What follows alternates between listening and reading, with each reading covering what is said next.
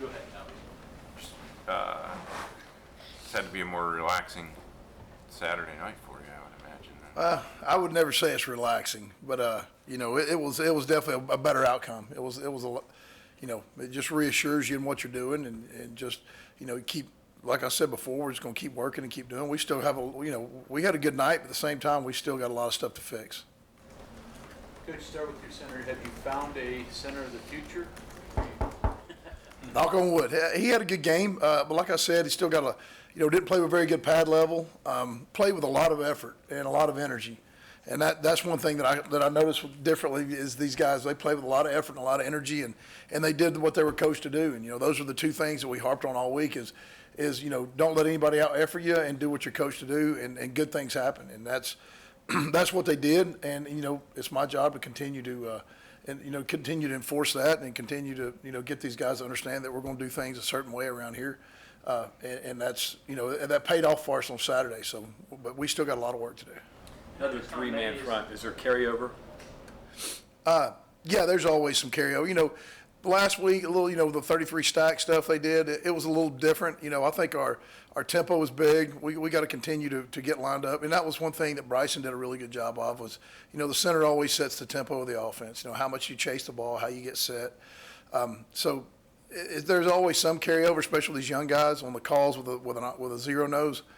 So that's good to see. We're not having to switch back to a four-man front this week. So we get 2 weeks at kind of the same calls and a little bit of the same fits. That final touchdown drive, he's played every snap. You figure he's going to be worn down, but he's knocking a guy 5 yards back in the end zone on Letty's touchdown. Yeah, that was nice to see. That was nice to see him, to have that success of you preach the effort, you preach the, being physical and the playing hard. And we watched a video of some NFL guys just talking about body blows and the physical side of being an offensive lineman. It's like I think it finally paid off that he came down there and he had some success. Bryson did right there with a pancake in the end zone. So that was really nice to see for his confidence, and it's just good to see as an overall team of these guys starting to understand, like, hey, we do practice hard, we do work hard, and it's all going to pay off. As you talked about the more physical aspects of last week's practice, being the building block, but then how important was it to see that pay off, scoring touchdowns your first couple of possessions? No, it was huge. It was last week it was hot. It was one of the hotter weeks that we actually been out there, except for camp. And we didn't let up as a staff. We pushed hard. We didn't let up, and I could tell early on they were kind of looking around like, man. But we told them at halftime, hey, look, guys, this is it's a game of wills. Who's going to have more will out there? It was hot on Saturday, and I felt like our kids just. They used their will and just willed their way through it, and it was it was good to see that like you said, that work paid off, and we made a point to make sure and point that out. Like, look, guys, that's how you win these close games when you're not just uber talented. Is you gotta continue to grind, and you gotta have that. You gotta enforce your will on other people. In training camp, Bryson felt like third or fourth in the pecking order at center. What has changed? Opportunity is one thing. With the opportunity to get in there, his snaps have gotten considerably better. That was one thing that hurt him early on, was his snaps were a little bit everywhere. And, him just, being a young player and understanding the fundamentals of playing the game as far as keeping a base and keeping leverage with your hands inside and always straining. I think it's just those are the things that as a young player, as a high school player, you don't always have to do because you're not always playing against talented people. And when you get on this level, you realize, you hear a coach keep preaching those things, fundamentals, base, pad level, footwork, hand placement, and they don't really listen to it until all of a sudden they realize that they can't just muscle guys around. But I think that's a big thing was opportunity and just really focusing on his fundamentals. And I, give the kid credit, even though those times when he was down and he just kept working, he never lost hope, and he kept working, and he got his opportunity. He definitely took the advantage of his opportunity. Your experience, when you've got a first-time guy at starter at center, do you want him covered up or do you want somebody in the gap?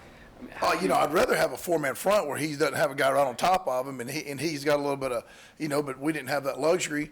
He did a really good job going out versus a team that's done a great job recruiting in NC State. They've been top recruiting class in the ACC for the past couple of years and won a bunch of games, and he went out there against a quality opponent and really and held his own at the end there, had a great block. So I'm looking for, what we got to do is we got to make sure and grow from this. It can't be like a one-time fluke thing. We got to grow from it. We got to realize we still made mistakes and we got to get better. Okay, Matt, with these snaps, tell me if I'm wrong. When it's a pass, I feel like the snap might have a little wiggle room because it's just a drop back and a throw. But with the RPI stuff and the fakes, do your snaps have to be tighter and then a really tighter? Yeah, area? when we talk about snaps, we talk about a strike zone, just like a pitcher.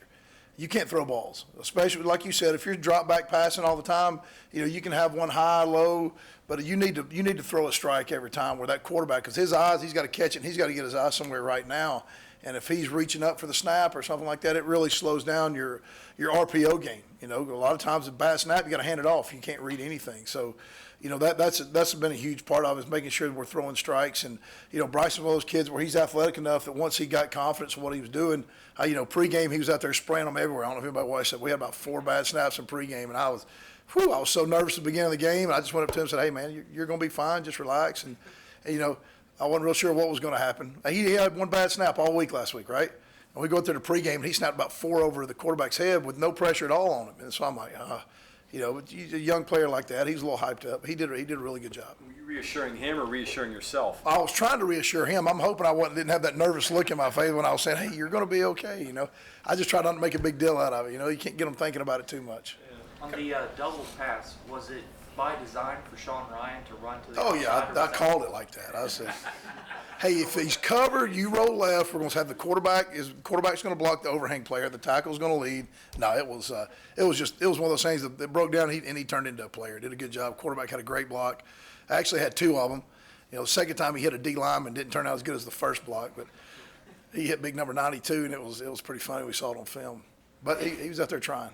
Coach in that situation, not just throw it away to try to make something? I mean, he's always got the option. Well, it's one of those things where if they're bearing down on you, throw it away. Let's live to another play or whatever. But when he pulled it down, there was nothing over there to the left, and he just took off and became a player. It's one of those, as a coach, you're going, "Oh, no, go, go, go." You go from, what are you doing to, "Oh, yeah, great play." So. Since he didn't throw it, do you hold that in your pocket because nobody saw him throw the ball? Well, you watch it on film. You know what he's trying to do. But, Coach Brown said that, at least by the numbers, Kansas seems like they have a pretty good defense. What have you seen out of them? yeah, they're huge. They're big up front. They play 3 huge inside guys. I think one guy's 6'7", 270. They got some big interior guys. Their linebackers are big guys. So, people have not just knocked them off the ball. Boston College tried to knock them off the ball last week, and they couldn't do it. So, defensively, they like I said, they got some big bodies up there, and they run well. And you can see they're improving each week. They're kind of like us, they're improving each week and getting a little bit better and getting a little more confidence every week. Matt, is it fair to say that James is essentially part of the running game? Oh yeah, definitely. Yeah. We definitely, when you got a guy that's a good player like him and can really run, he's definitely a factor in the outside run game. We finally I knew once we got the outside run game going, we would have a better chance of running the ball inside, so they couldn't just condense everything on us. And once we got them spread out, then the inside run game was open there, and did a really good job in the box as far as communicating to us what they were in, and we hit them with a couple outside zones, there for the touchdown. So, he's definitely part of the run game. Spreading everybody out and making everybody respect the outside run definitely helps us inside. But handing it to him, too, accomplishes. It moves the ball at least, too. It's not just... Yeah, that's what I'm talking about, all those speed sweeps and all that stuff, and we're handing the ball and getting them outside. That loosens up linebackers, that loosens up safeties. The safeties can't fit as fast downhill.